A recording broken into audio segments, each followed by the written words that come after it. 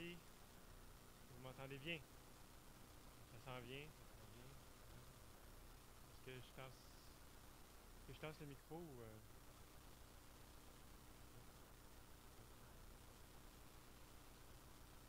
Donc, c'est un plaisir pour moi d'être avec vous à nouveau ce matin. On va poursuivre notre étude dans le livre des Hébreux, de l'Épître aux Hébreux. Puis, avant de commencer, j'aimerais qu'on aille ensemble dans la prière devant notre grand Dieu. Donc, on s'apprête à ouvrir les Écritures. Donc, prions ensemble.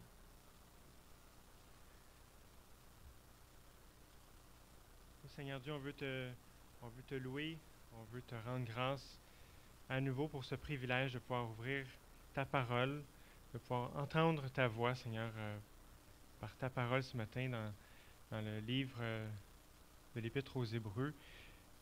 Puis, Seigneur, on te prie que tu puisses nous parler ce matin, que ton esprit puisse venir nous rencontrer, parler à nos cœurs, renouveler nos pensées, changer notre attitude, Seigneur, nous attirer à toi. Révèle-toi à nous ce matin par ta parole, que ça puisse être un moment béni par ton action dans chacune de nos vies, Seigneur. Viens nous encourager, nous exhorter pour la gloire de ton nom. Amen.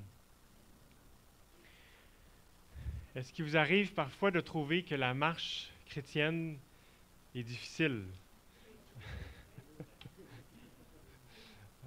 Donc, je trouve un écho direct ce matin avec vous. Est-ce que parfois même le fait d'être chrétien vous amène à faire des choix de vie qui semblent vous désavantager vis-à-vis les autres qui ne marchent pas avec Dieu?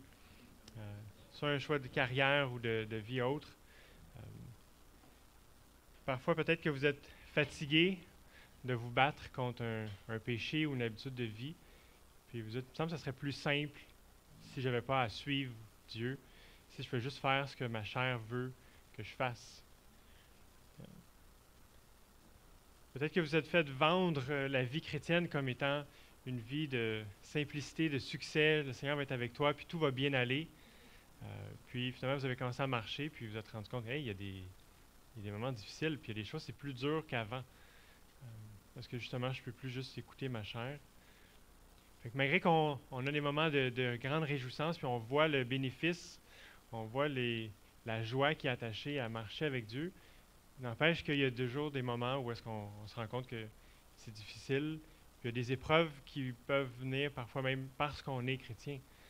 Parce qu'on va témoigner de Jésus, on va recevoir une persécution, on va être rejeté, on va être mis à part dans notre famille ou dans notre cercle du travail ou à l'école. De marcher avec Dieu, c'est pas toujours quelque chose de facile. Puis, on le sait, au moins de manière théorique, certainement dans la pratique pour un bon nombre d'entre vous, la vie chrétienne comporte un élément de persévérance. On est exhorté souvent dans les Écritures à persévérer, à ne pas abandonner. Puis le concept même de devoir persévérer veut dire qu'il y a des moments difficiles. Il y a quelque chose de difficile à devoir passer à travers. On peut peut-être avoir des moments où on a l'impression que c'est comme une promenade dans le parc, ou certains moments, c'est plus comme une traversée de désert ou comme une montagne qu'on doit gravir. Mais la marche chrétienne est semée de moments plus réjouissants puis plus difficiles. Puis il y a une persévérance qu'on est appelé à vivre à travers. Puis on n'est pas les premiers, on n'est pas les seuls, on n'est pas les derniers. Dans les Écritures, on voit vraiment ce défi qu'avaient les premiers croyants à persévérer dans la foi. Dans l'Épître aux Hébreux, on l'a vu depuis le début de la lettre, on a vu que certains étaient tentés de retourner au judaïsme, puis il y avait une raison pour laquelle ils étaient tentés. Ce n'était pas une raison théologique, c'était une raison pratique, parce qu'ils voyaient qu'ils avaient été beaucoup plus persécutés comme chrétiens qu'ils étaient comme juifs, qui étaient protégés. Il y avait le droit d'être juif, puis il y avait des réglementations qui leur permettaient de vivre leur foi de manière correcte, malgré qu'ils étaient sous une domination étrangère. Mais comme chrétiens, il y a des nouvelles persécutions, des nouveaux éléments de difficultés qui sont surgis à cause qu'ils sont attachés à Jésus. Donc ce matin, on va parcourir ensemble le chapitre 11 d'Hébreux. Vous connaissez peut-être ce chapitre qui est un des chapitres les plus célèbres, j'allais dire même d'Hébreux, mais peut-être même de la Bible. où est-ce qu'on a plusieurs personnes qui sont données en exemple pour leur foi. Mais avant de lire chapitre 11, je vais vous inviter à tourner dans la fin du chapitre 10. Donc, Pasteur Patrick a parcouru rapidement la semaine passée les derniers versets du chapitre 10. Puis ce matin, on va les relire parce qu'ils nous introduisent vraiment ce que l'auteur est en train de faire au chapitre 11. C'est pas une liste de personnes qui est tout à fait hors contexte. C'est vraiment introduit. Il y a une raison pour laquelle. C'est pas une parenthèse, c'est vraiment suite à ce qu'il a énoncé à la fin du chapitre 10. Puis ça coïncide bien avec le reste de l'épître, comme on va voir. Donc, lisons tout d'abord Hébreux 10, les versets 32 à 39.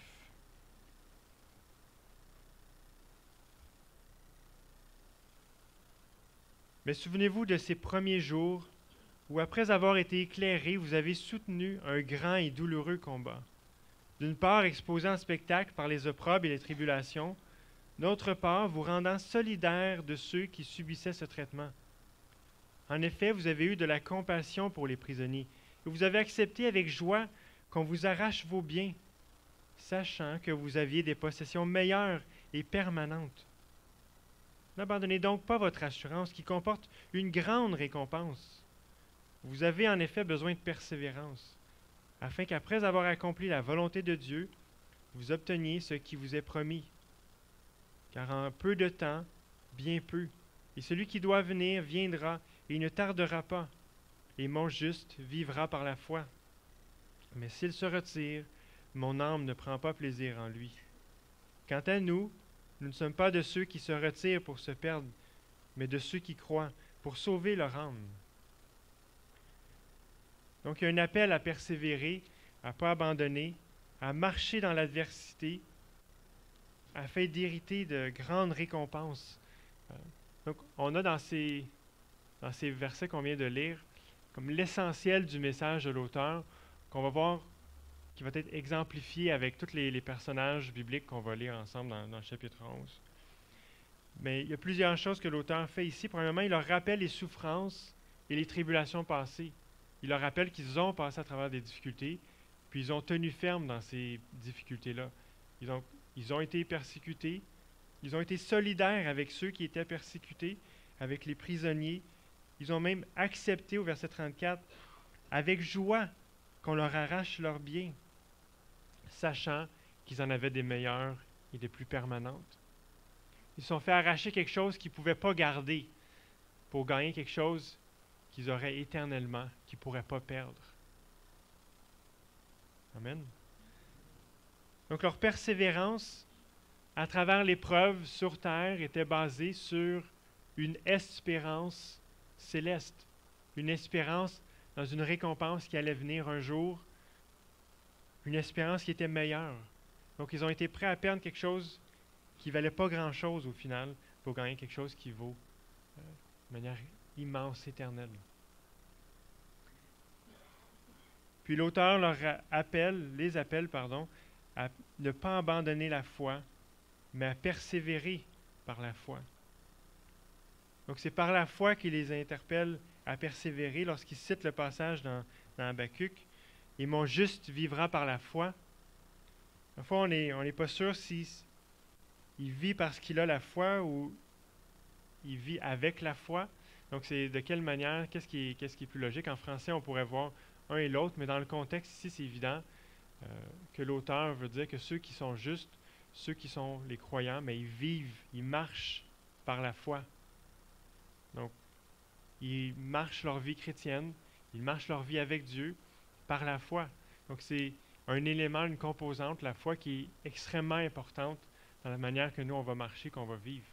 Puis, c'est ce sur quoi l'auteur va se développer, puis il va expliquer au chapitre 11, en le définissant un peu mieux, puis en donnant des exemples de personnes qui ont persévéré à travers des afflictions, qui ont persévéré, qui ont espéré par la foi. Puis, la fin du chapitre 10 nous dit que « Quant à nous, nous ne sommes pas de ceux qui se retirent pour se perdre, mais de ceux qui croient pour sauver leur âme. » c'est verset fin 38. « Mais s'il se retient, mon âme ne prend pas plaisir en lui. Donc, il y a un appel à persévérer qui est évident, mais aussi rattaché au fait que Dieu prend plaisir en celui qui marche puis qui persévère avec foi. Donc, puis il dit, vous n'êtes pas de ceux qui se retirent, mais vous êtes de ceux qui persévèrent. Donc, M. Pasteur Patrick a déjà couvert la question de persévérer, puis donc, on peut retourner dans la prédication passée si vous voulez plus de détails là-dessus, mais on va se concentrer sur la marche par la foi aujourd'hui. Puis cette marche-là, l'auteur nous dit que ça plaît à Dieu. Donc, quelqu'un marche par la foi, ça plaît à l'Éternel. C'est une personne qui est agréable à Dieu. Donc, tournons ensemble, vous pouvez pas besoin de tourner nécessairement, mais allons ensemble dans le chapitre 11. Donc, on va commencer par lire les versets 1 à 6. Or, la foi, c'est l'assurance des choses qu'on espère, la démonstration de celles qu'on ne voit pas. C'est à cause d'elle que les anciens ont reçu un bon témoignage. C'est par la foi que nous comprenons que le monde a été formé par la parole de Dieu, de sorte que ce que l'on voit ne provient pas de ce qui est visible. C'est par la foi qu'Abel offrit à Dieu un sacrifice de plus grande valeur que celui de Caïn. Par elle, il fut déclaré juste, Dieu lui-même rendant témoignage à ses offrandes, et par elle, quoique mort, il parle encore. C'est par la foi qu'Énoch fut enlevé, de sorte qu'il ne vit pas la mort, et on ne le trouva plus, parce que Dieu l'avait enlevé. Car avant son enlèvement, il a reçu le témoignage qu'il plaisait à Dieu. Or, sans la foi, il est impossible de lui plaire. Celui qui s'approche de Dieu doit croire qu'il existe et qu'il récompense ceux qui le cherchent. Donc, on va revenir sur les exemples spécifiques de Abel et Enoch. Mais ici, on a plusieurs éléments qui caractérisent la foi ou la marche par la foi. La première chose qui est dite au verset 1, c'est que c'est l'assurance des choses qu'on ne voit pas. Donc, dans le fond, la foi, c'est de croire avec fermeté, avec assurance, dans quelque chose qu'on ne voit pas, quelque chose d'invisible. Donc, il y a cette idée de, on ne peut pas encore le savoir. C'est l'exemple de la chaise. Vous avez peut-être déjà entendu. Si je ne me suis pas encore assis sur la chaise, je peux manifester ma foi en croyant que quand je vais m'asseoir, la chaise va tenir. Donc, si j'ai la foi dans cette chaise, je vais m'asseoir puis je n'aurai pas peur. Comme là, ici, je peux le faire. Là. OK. Mais tant que je ne me suis pas assis dessus encore, je n'ai pas encore, d'un sens, la vérification, la validation que la chaise peut me supporter. Peut-être qu'il y a un barreau de brisé, puis je ne le vois pas encore, puis quand je vais m'asseoir, là, ça va briser. Puis là, Mais la foi, c'est d'espérer en quelque chose que je n'ai pas encore vu. Quelque chose que je n'ai pas encore validé, testé. Donc, c'est quasiment comme une hypothèse. Mais d'avoir beaucoup d'assurance dans cette hypothèse-là.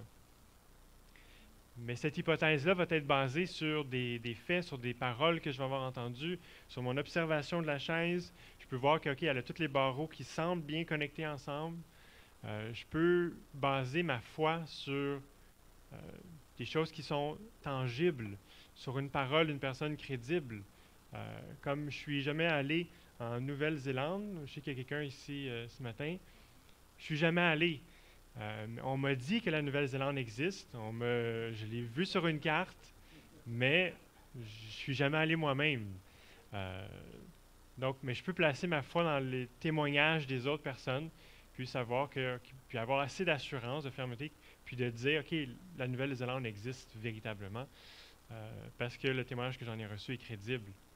Donc, de la même façon, dans les Écritures, on a plein de choses qui nous ont affirmées, qui nous sont affirmées, puis on peut le croire sur la base de témoignages qu'on va juger crédibles. Donc, je peux croire que Dieu existe. Je peux croire qu'après la mort, c'est pas fini. Il y a une vie après la mort. Je peux le croire sur le témoignage de la parole de Dieu, qui est une source crédible de connaissance. Donc, en vérité, je ne l'ai pas encore expérimenté. Je ne le sais pas encore. Donc, c'est par la foi que je le crois. Parce que je ne suis pas encore allé de l'autre côté. Quand je vais le vivre, là, ça va être différent. Ce ne sera plus par la foi. Là, je vais le voir, je vais le savoir, ça va être, je vais pouvoir être touché. Mais donc, encore aujourd'hui, c'est par la foi. Donc, la foi, c'est l'assurance des choses qu'on espère, la démonstration de celles qu'on ne voit pas. Donc, quand on parle de démonstration, c'est qu'on va vivre selon cette vérité-là. On va le démontrer, cette foi-là. Elle va être démontrée, manifestée d'une manière tangible. Ça ne va pas juste rester intellectuel, mais ça va se matérialiser dans ma vie, dans la façon que je vais me comporter, dans la façon que je vais vivre. Donc ça, c'est la foi. Puis au verset 2, on voit que à cause de elle ou par elle, les anciens ont reçu un bon témoignage. Donc, on a témoigné de leur foi à ceux parmi les anciens qui ont manifesté cette foi-là. Ils ont reçu un bon témoignage. Ils ont été comme approuvés à cause de leur foi. Donc, c'est une façon un peu indirecte, un peu différente de parler de l'approbation de Dieu, parler qui sont agréables à Dieu. Ça, c'est un élément qu'on va voir qui revient encore, donc qui était mentionné à la fin du chapitre 10, mais qui est encore mentionné ici. Donc, par elle, la foi, on peut recevoir un bon témoignage. Le verset 3 nous donne un autre exemple. C'est par la foi que nous comprenons que le monde a été formé par la parole de Dieu, de sorte que ce qu'on voit ne provient pas de ce qui est visible. Donc, il y a un élément, encore une fois, de ce qu'on voit présentement provient de quelque chose qui est invisible. Nous, on n'était pas là lorsque la création a été faite, lorsque Dieu a créé le monde par sa parole. C'est encore une fois un témoignage qu'on reçoit. Puis c'est par la foi qu'on le croit. C'est par la foi qu'on reçoit ce témoignage-là de d'autres. Puis même de ce qui est visible, que je peux toucher, provient de ce qui est invisible, de Dieu que je ne peux pas voir, que je ne peux pas toucher. Donc c'est par la foi qu'on le croit. Puis si on saute au verset 6, « Or, sans la foi, il est impossible de lui plaire. Celui qui s'approche de Dieu doit croire qu'il existe et qu'il récompense ceux qui le cherchent. » Donc, sans la foi, il nous est dit qu'il est impossible de plaire à Dieu. Encore une fois, il revient avec l'idée de plaire à l'Éternel. Puis, si on n'a pas la foi en Dieu, bien, c'est impossible de plaire à Dieu. C'est impossible de lui être agréable. Donc, si quelqu'un plaît à l'Éternel, il y a une manifestation de la foi.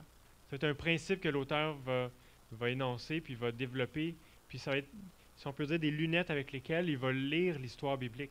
Il va lire certains personnages, puis il va peut-être arriver à une conclusion qui peut nous surprendre, mais c'est avec ces lunettes-là qu'il va lire, basé sur ce principe, que sans la foi, on ne peut pas plaire à Dieu. Mais si quelqu'un a plu à l'Éternel, il va conclure que cette personne-là avait la foi. Donc on va le voir dans quelques exemples. Puis finalement, on voit que on doit croire que Dieu existe, si on s'approche de lui, mais aussi qu'il récompense ceux qui le cherchent. Donc il y a une récompense qui est associée à la foi, où il y a comme une foi qui est placée dans des récompenses à venir.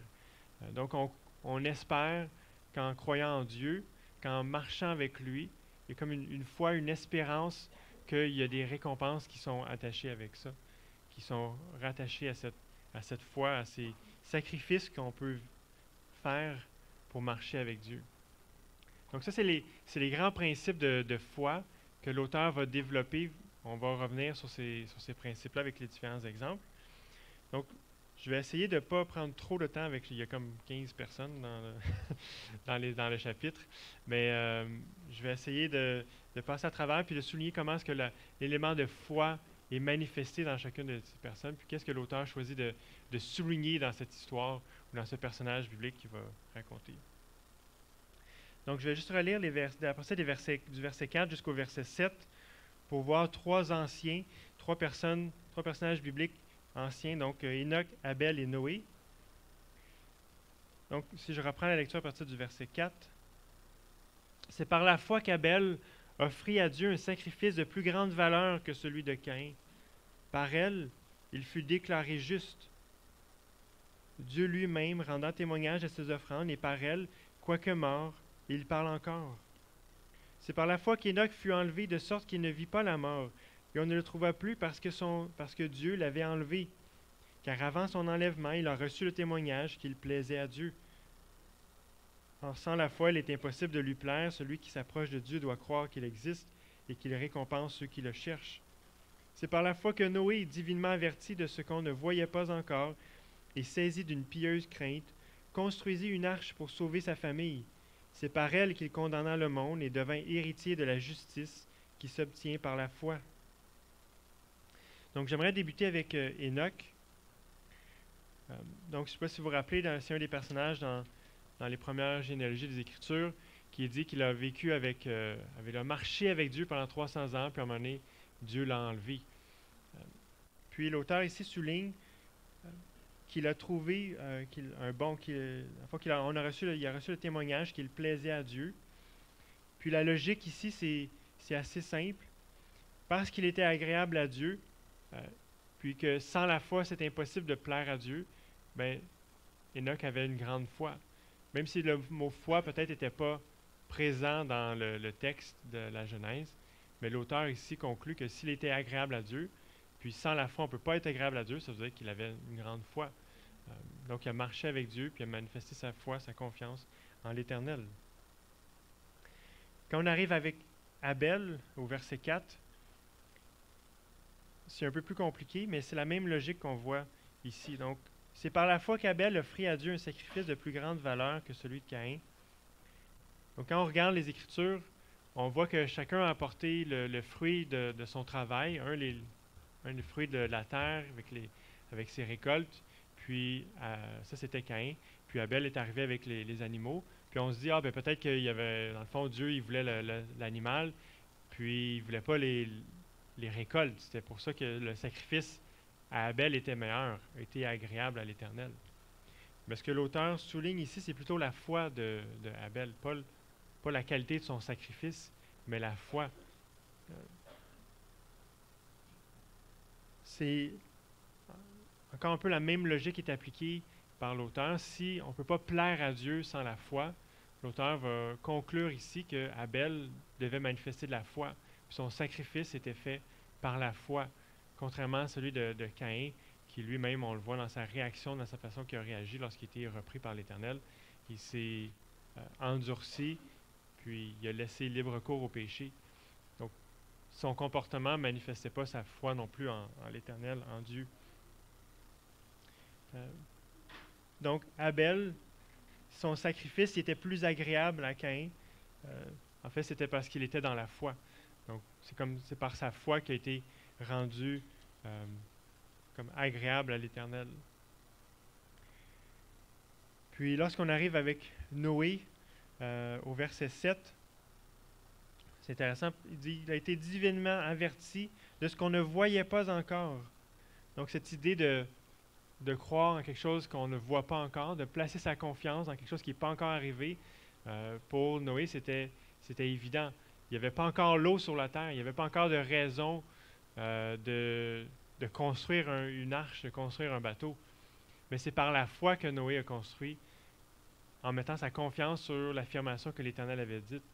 Si Dieu a dit que dans longtemps même, dans 100 ans, dans ce cas-ci, il allait avoir le déluge, puis qu'il devait être préparé en faisant cette arche, ben Noé a mis en œuvre sa foi, il a démontré sa foi en construisant l'arche, en construisant le bateau. Donc ici, c'est vraiment un bel exemple du principe qu'il a souligné, l'auteur, que c'est la démonstration de celle qu'on ne voit pas. Donc Noé manifestait sa foi de manière évidente en construisant l'arche, alors qu'on ne voyait pas encore le danger, alors qu'on ne voyait pas encore l'eau. Puis la conclusion, le constat que fait l'auteur pour Noé, elle anticipe un peu la présentation de Abraham lorsqu'il dit qu'il devient héritier de la justice qui s'obtient par la foi. Donc, il était déclaré juste sur la base de sa foi. Puis, c'est quelque chose qu'on connaît bien d'Abraham, qui est développé, que Paul va reprendre, des versets par la foi, Abraham a été déclaré juste. Puis, on va tourner maintenant vers cet autre personnage qui est développé plus que tous les autres, Abraham et sa famille d'ailleurs. Donc, je vais lire du verset 8 à 22, puis après on va regarder qu'est-ce que l'auteur a à nous dire sur Abraham et sa famille. C'est par la foi qu'Abraham obéit à l'appel de Dieu en partant vers un pays qu'il devait recevoir en héritage. Il partit sans savoir où il allait. C'est par la foi qu'il vint s'établir dans la terre promise comme en un pays étranger, habitant sous des tentes, ainsi qu'Isaac et Jacob, héritiers avec lui de la même promesse. Car il attendait la cité qui a de solides fondations, celle dont Dieu est l'architecte et le constructeur. C'est par la foi aussi que Sarah elle-même, malgré son âge avancé, fut rendue capable de donner le jour à une descendance, parce qu'elle tint pour fidèle celui qui a fait la promesse. C'est pourquoi d'un seul homme et d'un homme déjà atteint par la mort sont issus des descendants aussi nombreux que les étoiles du ciel et que le sable qui est au bord de la mer et qu'on ne peut compter. C'est dans la foi qu'ils sont tous morts, sans avoir obtenu les choses promises, mais ils les ont vus et salués de loin, en confessant qu'ils étaient étrangers et résidents temporaires sur la terre. Ceux qui parlent ainsi montrent clairement qu'ils cherchent une patrie. Et s'ils avaient eu la nostalgie de celle qu'ils avaient quittée, ils auraient eu l'occasion d'y retourner. Mais en réalité, ils aspirent à une patrie meilleure, c'est-à-dire céleste.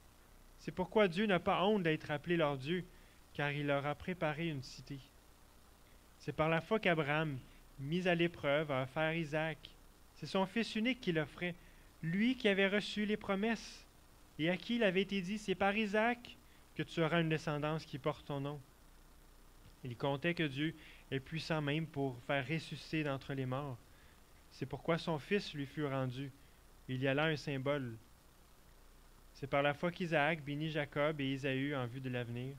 C'est par la foi que Jacob, au moment de mourir, bénit chacun des fils de Joseph et qu'il se prosterna en s'appuyant sur l'extrémité de son bâton. C'est par la foi que Joseph, proche de sa fin, fit mention de l'exode des fils d'Israël et qu'il donna des ordres au sujet de ses ossements. Donc ça vaut quand même la peine ici de souligner brièvement des éléments de la promesse qui avait été faite à Abraham, parce qu'ils sont développés ici dans les versets qu'on a lus. Donc lorsque Dieu a appelé Abraham, donc il y a une référence ici, lorsqu'il a quitté son pays vers une terre qu'il ne connaissait pas, Dieu lui a fait des promesses. Puis essentiellement, ces promesses-là tournaient autour de la notion d'un territoire, donc la terre qui était promise, aussi d'une descendance qui serait nombreuse. Donc on a une référence ici, c'est une citation, là, aussi nombreuse que les étoiles du ciel et que le sable au bord de la mer, qu'on ne peut compter. Donc ça, c'était une promesse qui a été faite à Abraham avant même qu'il ait une descendance. Puis il y a aussi une notion de bénédiction. Toutes les nations seraient bénies en lui. Donc ce dernier élément de bénédiction-là est moins présent dans les versets qu'on a lus, surtout la notion de descendance puis de terre. Mais on voit qu'elles sont développées, puis ça fait partie de leur espérance à Abraham et à ses descendants.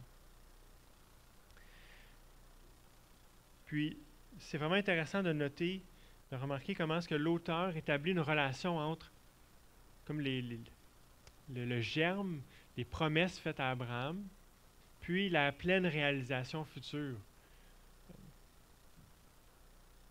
Quand l'auteur regarde les promesses faites à Abraham, il ne pense pas seulement à qu'est-ce qui va se passer dans la vie d'Abraham lui-même, mais il projette toute l'histoire d'Israël avec la terre promise, mais aussi avec notre espérance à nous d'une cité céleste, des nouveaux cieux, nouvelles terres. Donc, il y a toute la perspective de l'histoire biblique qui fait le projeter sur Abraham. C'est pour ça qu'on va trouver des affirmations qui peuvent être surprenantes quand on regarde juste le texte de la Genèse. On voit qu'Abraham, dans la Genèse, espère dans ce territoire-là que Dieu va lui donner.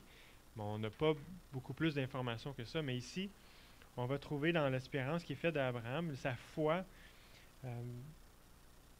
au verset 10, « Car il attendait la cité qui a de solides fondations, celle dont Dieu est l'architecte et le constructeur. » Si on combine avec le verset 16, il dit « Mais en réalité, ils aspirent à une patrie meilleure, c'est-à-dire céleste. C'est pourquoi Dieu n'a pas honte d'être appelé leur Dieu, qu'il leur a préparé une cité. » Donc, c'est comme si l'auteur injecte la finalité de cette espérance ou de cette promesse, même à Abraham. Puis, en réalité, quand on pense à Abraham, c'est comme si le chemin était ouvert, ou c'est comme si la page était encore vierge. On ne savait pas qu'est-ce que Dieu allait faire, mais il y avait une espérance, une confiance que Dieu allait donner quelque chose. Il y a une espérance qui est ouverte. Puis ça, c'est quelque chose qu'on parfois on trouve difficile quand on projette ou quand on réfléchit en pensant aux croyants de l'Ancien Testament. On se dit, OK, mais comment ils étaient sauvés, eux? Tu sais, si Jésus n'était pas encore venu, si le Christ n'était pas encore mort, mais comment est-ce qu'eux étaient sauvés? De quelle manière ils étaient? Est-ce que c'était vraiment par le sang des boucs qui les sauvaient? Est-ce que c'est comme ça qu'ils étaient sauvés? On va dire non, c'était par la foi en Dieu. C'est parce qu'ils croyaient en Dieu. Ils croyaient que Dieu récompense ceux qui le cherchent. Donc cette récompense-là pouvait être vague pour eux encore. Ils ne savaient pas encore à quoi s'attendre exactement, mais ils avaient une ferme assurance que Dieu allait récompenser leur foi, que Dieu allait les bénir, que Dieu allait prendre soin d'eux. Donc c'est comme si cette espérance-là était encore floue, c'était encore intangible, mais ils avaient foi, ils avaient confiance en Dieu. Puis cette promesse qu'ils avaient reçue, qui concernait une terre, qui concernait une descendance, ils ne savaient pas exactement quelle direction que ça allait prendre, comment ça allait se matérialiser, mais ils avaient confiance que Dieu allait faire quelque chose. C'est quand même quelque chose de surprenant pour nous quand on regarde ce que l'auteur ici fait. Mais là, il va comme injecter la finalité sur les premiers croyants. C'est comme s'il va ramener, puis voir en Abraham quelqu'un qui attend une cité céleste, qui attend une meilleure patrie, qui attend quelque chose de plus glorieux, de plus grand. Donc c'est pour ça qu'on va trouver des affirmations comme ça avec la cité. Parce que quand on regarde dans le texte de la Genèse, Abraham attendait juste d'avoir le territoire, puis il voulait posséder la terre. Puis c'était ça qu'il pouvait voir de ses yeux. Mais par la foi, Dieu avait prévu déjà autre chose. C'est pour ça que quand nous, on voit les promesses qui sont faites à Abraham, on peut s'y retrouver aussi, parce qu'on voit que c'était pas seulement la terre d'Israël, de Canaan, que Dieu avait promis, mais c'était toute la terre sur laquelle on marche aujourd'hui, qui est comme une terre avec laquelle on peut être en communion avec Dieu. Puis non seulement cette terre-là physique, mais on a une espérance aussi d'une terre renouvelée, d'une cité céleste. On a cette espérance-là qui est encore devant nous, dans laquelle on marche vers cette cité, mais qu'on ne voit pas encore, qu'on ne sait pas de quoi ça va avoir l'air. On a une image dans l'Apocalypse, mais est-ce que c'est vraiment est-ce que ça va vraiment être des pierres précieuses, une sorte de l'or? Peut-être, peut-être pas, je ne sais pas, mais c'est glorieux. Ça, je le sais. Amen. C'est une espérance glorieuse. Donc, Abraham est vraiment dépeint ici comme une personne comme si dans le fond, il espérait en Dieu, mais il ne savait pas vraiment, mais ce qu'il espérait, c'était la nouvelle cité, la nouvelle Jérusalem. Quelqu'un qui avait placé sa confiance en Dieu, puis qui marchait avec lui, puis qui a fait des pas de foi concrets. Non seulement il a quitté sa patrie, mais on voit aussi dans le texte qu'il a offert son fils, qu'il était prêt à offrir son fils Isaac. Puis c'est vraiment intéressant l'emphase que l'auteur met. Ce qu'il dit, dans le fond, Isaac, c'était par lui que la promesse devait s'accomplir. C'était spécifiquement dit que c'était par Isaac, pas par un autre, pas par Ishmaël ou pas par un autre. C'était par Isaac que la promesse allait s'accomplir. Donc lorsque Abraham est prêt à offrir son fils, il se dit, Dieu va faire quelque chose. Dieu a dit que ça va être par Isaac. Si je le mets à mort, il va le faire revivre d'une manière. Puis, l'auteur dit que c'est comme par une sorte de résurrection. Il y a un symbole. C'est comme, dans le fond, il y a eu une genre de résurrection parce qu'il était mort dans un sens, mais il est vivant. Donc, Abraham a manifesté de la foi, mais il n'a pas fait grand-chose d'autre dans sa vie que manifester la foi quand on regarde. Il a reçu un bon témoignage, pas parce qu'il était plus intelligent, plus grand, plus fort, mais parce qu'il a cru en Dieu puis il a agi selon les paroles de l'Éternel. Autre affirmation un petit peu surprenante, c'est celle de Sarah. Je ne sais pas si vous avez remarqué, mais on louange la foi qu'elle avait, que par elle, il y avait un fils qui allait naître. Est-ce que vous vous rappelez pourquoi Isaac tient son nom? D'où tient? Parce que Sarah a ri quand on lui a annoncé qu'elle enfanterait. Donc certains ne sont pas certains si c'était parce qu'elle était comme un rire de joie, mais dans le texte, on a vraiment l'impression que Sarah, oui, c'est ça. C'est comme si par moi, je peux encore avoir un enfant. Fait que là, quand on voit ici que l'auteur dit « Hey, c'est par la foi qu'elle a enfanté. » Là, OK, mais tu n'as pas lu le texte comme moi j'ai lu le texte biblique. Euh, mais c'est encore l'application du même principe que si elle n'avait pas eu la foi, elle n'aurait pas plu à Dieu, puis elle n'aurait pas pu enfanter ce fils. Donc, l'auteur est en train de lire entre les lignes sur la base de son principe, ce principe théologique-là, que sans la foi, on ne peut pas plaire à Dieu. Donc, Sarah, peut-être que oui, elle a eu un moment initial de doute ou de comme, wow, vraiment. Mais l'auteur en conclut que si elle a enfanté, ben, c'est parce que finalement, elle a eu foi en Dieu. Elle a cru en l'Éternel. Donc, sur la base de son principe, que sans la foi, c'est impossible de plaire à Dieu. Donc, certainement, elle a dû avoir la foi. Donc, l'auteur va souligner ici la foi de Sarah. Puis la grossesse et l'enfantement comme étant un signe, une manifestation ou une démonstration de sa foi. Isaac, de son côté, il manifeste sa confiance lorsqu'on le lit au verset 20, c'est par la foi qu'Isaac bénit Jacob et Ésaü en vue de l'avenir.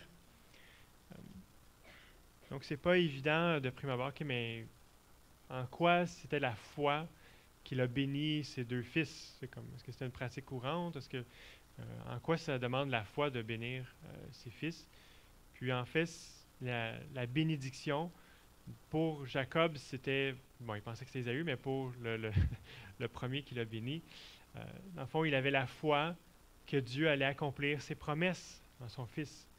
Donc, de son vécu, il n'a pas encore vu les promesses s'accomplir. Il a transmis cette promesse-là par cette bénédiction-là qu'il a donnée à son fils. C'était un acte de foi que Dieu allait le faire un jour, que Dieu ne l'a pas encore fait, mais Dieu va le faire, je le sais. Il n'a pas abandonné les promesses puis offert une bénédiction qui n'était pas reliée avec ça du tout. Mais non, sa bénédiction qu'il a offerte à son fils, son premier-né, qui allait hériter des promesses, c'était vraiment en lien avec ça, qui est la manifestation de sa foi. Puis même lorsqu'il bénit son fils Ésaü, quand on s'arrête un moment et qu'on y pense, de croire que ça va s'accomplir, ce qu'il projette sur son fils Ésaü, que Dieu va le préserver, que Dieu va quand même le bénir, que Dieu va prendre soin de lui, mais ça démontre de la foi dans le fait que lui-même ne peut pas accomplir ça. Ce n'est pas un engagement que lui-même est en train de prendre, que moi je vais te prendre sous mon aile, je vais te protéger, je vais veiller sur toi. Non, Isaac n'avait aucun pouvoir que cette bénédiction-là s'accomplir. Le seul qui avait le pouvoir de la faire s'accomplir, c'est l'Éternel. Donc même ça, c'est un acte de foi, de croire que Dieu va prendre soin de lui, puis qu'il va le garder, qu'il va quand même lui faire du bien. Même s'il ne sera pas héritier de la promesse abrahamique, il va quand même bénéficier de la main de l'Éternel sur lui. Donc c'est par la foi qu'il a béni l'un et l'autre. Jacob, c'est un peu la même chose, le même concept. Lorsqu'il bénit ses fils, il est en train de croire que l'Éternel va prendre soin d'eux, que l'Éternel va, au verset 21, va accomplir les bénédictions qu'il est en train de déverser sur chacun d'eux. Puis au verset 22, Joseph, quand il dit qu'il est proche de sa fin, il fait mention de l'exode des fils d'Israël qui donna des ordres au sujet de ses ossements. C'est encore là une manifestation de sa foi que Dieu allait garder parole, que Dieu allait garder ses promesses, puis qu'ils allaient retourner dans la terre promise un jour. Donc, il dit, prenez mes os, emmenez-le. Le jour où vous allez retourner, emmenez mes os. Donc, c'est comme vraiment une démonstration, une affirmation de sa foi que Dieu allait garder parole, que Dieu allait tenir ses promesses. Amen. On va poursuivre la lecture avec Moïse. Donc, les versets 23 à 28, on a le témoignage ou la foi de Moïse qui est souligné par l'auteur. Donc, c'est par la foi que Moïse, à sa naissance, fut caché pendant 3 mois par ses parents, car ils virent que l'enfant était beau et ne craignirent pas l'édit du roi. C'est par la foi que, devenu grand, Moïse refusa d'être appelé fils de la fille de Pharaon, aimant mieux être maltraité avec le peuple de Dieu que d'avoir la jouissance éphémère du péché. Il estimait, en effet, que l'opprobre du Christ était une plus grande richesse que les trésors de l'Égypte, car il regardait plus loin vers la récompense. C'est par la foi qu'il quitta l'Égypte sans craindre la fureur du roi, car il tint ferme, comme voyant celui qui est invisible. C'est par la foi qu'il fit la Pâque et l'aspersion du sang, afin que l'exterminateur ne touche pas au premier-né des Israélites. Donc, il manque de temps pour passer en revue tous les énoncés qu'il y a dans ce texte. Mais j'aimerais souligner au verset 26 qu'on voit que Moïse regardait plus loin vers la récompense. Donc, encore cette notion-là que ceux qui s'approchent de Dieu doivent croire que Dieu existe, mais qu'il récompense aussi ceux qui le cherchent. Donc, on voit qu'il est souligné dans la vie de Moïse cette foi, cette croyance-là dans une récompense qu'on voit dans le verset 26. Verset 27, l'auteur souligne que Moïse voyait celui qui est invisible. Encore une fois, une référence à la foi dans quelque chose qu'on ne voit pas.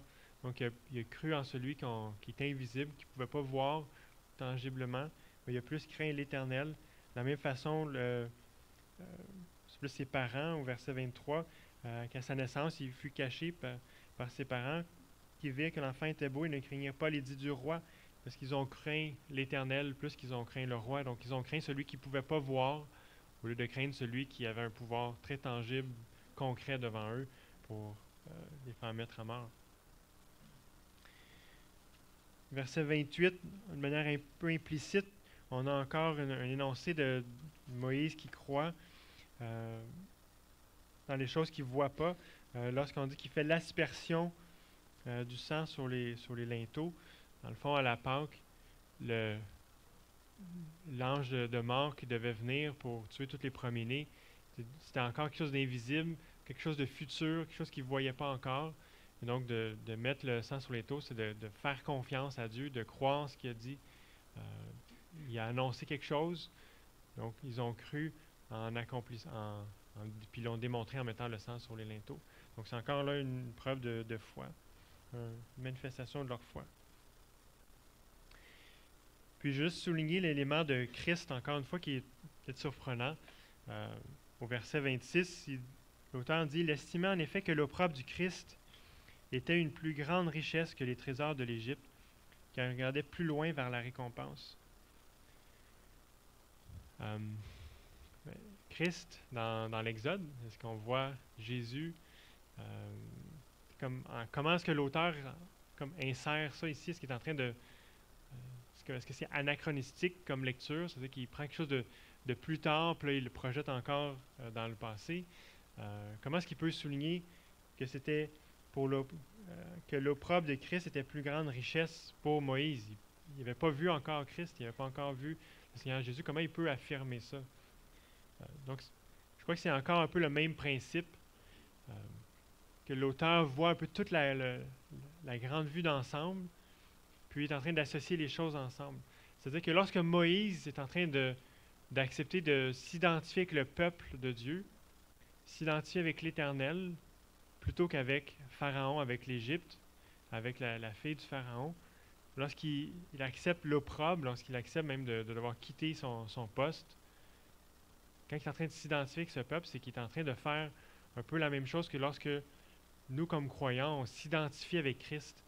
Il nous est dit qu'on s'identifie aux croyances, on souffre avec Christ en souffrant de la même manière que lui, il a souffert, en étant rejeté, en étant persécuté. On est en train de souffrir avec Christ. Donc ça, c'est un appel qui est concret sur nous, mais c'est facile parce qu'on voit Christ dans le passé, mais ici, c'est un peu le même principe que l'auteur est en train d'appliquer à Moïse, en train de dire, lorsque Moïse s'identifie au peuple de Dieu, il est en train de s'identifier à Dieu lui-même. Il est en train de s'identifier avec leur souffrance. Il est en train de faire un peu la même chose que nous lorsqu'on souffre avec le peuple de Dieu ou parce qu'on est le peuple de Dieu. C'est le même principe qui est appliqué ici. Donc là, c'est comme s'il utilise un terme mieux connu pour les croyants de son époque, de s'identifier aux souffrances de Christ, mais c'est le même principe qu'il voit se manifester avec Moïse. Donc Moïse a accepté d'être, un peu comme il le disait dans le chapitre 10, je vais juste le relire. Vous avez accepté avec joie qu'on vous arrache vos biens, sachant que vous aviez des possessions meilleures et permanentes. Donc, c'est ce qu'il voit en Moïse. Quelqu'un qui a accepté qu'on arrache ses biens, sachant qu'il y avait quelque chose de meilleur, de plus grand, de plus grande récompense qui allait venir. Donc, c'est la même chose qu'il affirme au verset 26. Il estimait en effet que l'opprobre du Christ était une plus grande richesse que les trésors de l'Égypte, qu'elle regardait plus loin vers la récompense.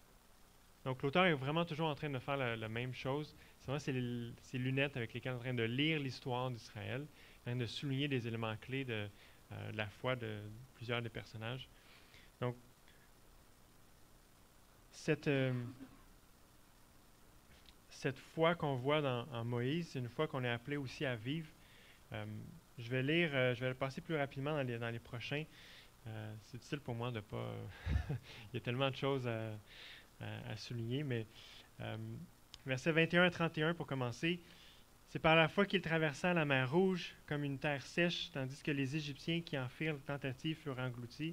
C'est par la foi que les murailles de Jéricho tombèrent après qu'on en eut fait le tour pendant 7 jours. C'est par la foi que Rahab, la prostituée, ne périt pas avec les non-croyants, parce qu'elle avait accueilli pacifiquement les espions. Donc, encore une fois, la foi les a emmenés à faire des choses incroyables, à marcher à travers cette mer divisée en deux, puis avoir la foi qu'elle va rester divisée, qu'elle ne va pas les engloutir. C'est par la foi qu'ils ont fait le tour de Jéricho. C'était insensé, c'était fou de croire que ça allait faire tomber les murs. Puis c'est par la foi que Rahab, la prostituée, les a accueillis, les espions, croyant qu'il y avait plus à gagner d'accueillir ces espions, de s'identifier avec eux, que de rester avec son peuple, puis de s'identifier avec les dieux de son peuple. Donc, puis je veux quand même le souligner, là, c'est intéressant de voir que Rahab, la prostituée, fait partie de cette liste sélecte de personnes qui sont louangées pour leur foi, donc dont on reçoit le témoignage de leur grande foi. Puis ça, pour nous, je pense que c'est une bonne nouvelle de voir que ces personnes ordinaires, même une femme prostituée, peut être louangée pour sa foi. Nous qui sommes faibles, on peut aussi être identifiés avec ceux qui ont marché avec Dieu par la foi. On n'a pas besoin d'avoir des dons extraordinaires, on n'a pas besoin d'avoir des grandes capacités. Tout le monde peut marcher avec foi avec Dieu. C'est un appel qui nous est offert à tous. Peut-être qu'il y a des choses que vous aimeriez faire, il y a des rêves que vous avez que peut-être vous êtes limités puis que vous ne pourriez pas accéder. Mais marcher avec Dieu par la foi, comme chacun d'entre nous ce matin, on peut faire ça. Chacun d'entre nous, on peut recevoir le témoignage parce qu'on va regarder derrière à la fin de notre vie que cette personne-là, que toi, tu as marché avec foi. C'est vraiment une bonne nouvelle pour nous. C'est une bonne nouvelle qu'on peut manifester à travers toutes les situations diverses qu'on va vivre. On peut manifester la foi. Ça ne veut pas dire, comme on l'a chanté, qu'on ne va pas souffrir, qu'on ne va pas traverser des tempêtes, mais on sait que Dieu est avec nous toujours, puis qu'on peut marcher par la foi à travers toutes ces épreuves. C'est par la foi qu'on peut avancer l'âme en paix dans une situation où l'avenir est inconnu. On ne sait pas ce qui est devant nous, mais c'est par la foi qu'on peut marcher, sachant que Dieu est avec nous, qu'on peut tenir ferme, sachant que Dieu va prendre soin de nous. C'est par la foi qu'on peut parler courageusement de la bonne nouvelle à ceux qui nous entourent. Sachant que même si on perd quelque chose sur terre à cause de notre témoignage, on va gagner quelque chose de plus grand dans les cieux. C'est aussi par la foi qu'on peut témoigner, croyant que des gens vont se tourner vers Dieu, avoir l'espérance, parce que Dieu a dit qu'il y avait encore un peuple nombreux. C'est par la foi qu'on peut donner généreusement de notre temps et nos ressources financières, sachant que notre véritable demeure n'est pas ici-bas, mais qu'elle est dans les cieux. Qu'on peut investir dans le royaume des cieux, c'est par la foi. C'est par la foi qu'on peut investir dans ce royaume qui est céleste, sachant que notre vie sur terre n'est qu'une courte introduction dans notre vie, mais que la vie véritable est dans les cieux. Donc si on est pour sacrifier des choses, si on est pour accepter des souffrances, accepter de ne pas vivre le rêve américain comme d'autres cherchent à côté de nous, c'est par la foi qu'on peut le faire, sachant que l'espérance la meilleure, c'est pas la richesse ici terre, sur la terre, mais vraiment dans les cieux. C'est par la foi qu'on peut choisir une récompense céleste plutôt que terrestre. Avant d'aller vers une dernière application, un dernier verset, on va lire la fin du chapitre 11 de Hébreux.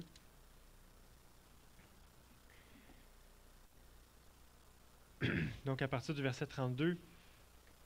« Et que dirais-je encore, quand le temps me manquerait, si je passais en revue Gédéon, Barak, Samson, Jephthé, David, Samuel et les prophètes qui par la foi vainquirent des royaumes, exercèrent la justice, obtinrent des promesses, fermèrent la gueule des lions, éteignirent la puissance du feu, échappèrent aux tranchants de l'épée, reprirent des forces après avoir été malades, furent vaillants à la guerre et mirent en fuite des armées étrangères. Les femmes retrouvèrent leur mort par la résurrection. D'autres furent torturés et n'acceptèrent pas de délivrance afin d'obtenir une résurrection meilleure. D'autres éprouvèrent les moqueries et le fouet, bien plus les chaînes et la prison. Ils furent lapidés, mis à l'épreuve, sciés. Ils furent tués par l'épée. Ils allèrent çà et là vêtus de peau de brebis et de peau de chèvre, dénués de tout, opprimés, maltraités. Eux dont le monde n'était pas digne, errant dans les déserts, les montagnes, les cavernes et les antres de la terre, et tous ceux-là qui avaient reçu par leur foi un bon témoignage, n'ont pas obtenu ce qui leur avait été promis, car Dieu avait en vue quelque chose de meilleur pour nous, afin qu'ils ne parviennent pas sans nous à la perfection. Donc on voit que par la foi, certains ont fait des choses extraordinaires. Pas eux-mêmes, mais Dieu à travers eux. Mais par la foi, d'autres ont souffert, ont été maltraités, ont reçu l'opprobre, été opprimés, dénués de tout. Mais ils avaient reçu un bon témoignage, ils ont persévéré, même s'ils n'avaient pas obtenu ce qui leur avait été promis. Mais ils ont quand même persévéré, ils n'ont pas abandonné leur foi en Dieu à travers toutes ces épreuves. Donc, qu'est-ce qui est devant nous? Probablement que ça va être un mélange de ces deux choses-là, de forteresses qui vont tomber, puis de déserts, de montagnes, de terrains paisibles. Mais à travers toutes ces circonstances, on est appelé à marcher avec foi, puis à persévérer, puis à espérer en quelque chose de meilleur. Puis espérer ces récompenses qui nous sont promises. Puis j'aimerais terminer avec cette idée-là des récompenses. Je ne sais pas si vous êtes mal à l'aise avec cette idée qu'on peut marcher puis faire des choses pour Dieu afin d'obtenir une récompense. Peut-être qu'en vous, il y a quelque chose qui sonne, quelque chose qui ne marche pas dans cette affirmation. Il me semble qu'on est censé tout faire par amour, désintéressé, sans espérer rien en retour. C'est ça être un vrai chrétien, c'est je le fais pas pour moi, je le fais pour les autres. Puis si je suis intéressé, là je suis en train de comme le souiller, là, ça ne comptera pas, je ne vais pas rien avoir.